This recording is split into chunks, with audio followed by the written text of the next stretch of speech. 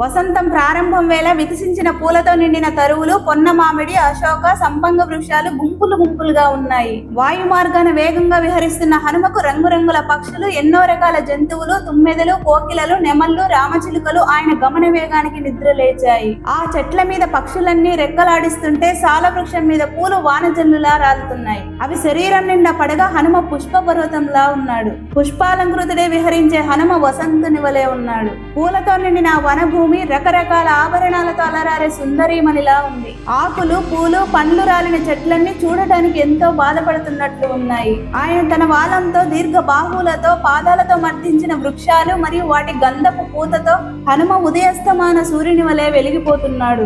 వింధ్యగిరి మీద వర్షాకాల మేఘాలు ప్రచండ గాలులతో చెల్లాచెదరైనట్టు హనుమ విహార గమన వేగానికి ఆవరణంలోని లతలన్నీ చెదిరిపోతున్నాయి. ఒక కన్ను ఆవేదనతో, ఒక కన్ను ఆనందంతో చూస్తుండగా ఆ అశోకవనాన్ని కలిగి తిరుగుతున్నాడు హనుమ. ఫ్రెండ్స్, ఈ వీడియో ఫస్ట్ టైం విన్నట్లయితే జై హనుమాన్ అని కామెంట్ చేయండి.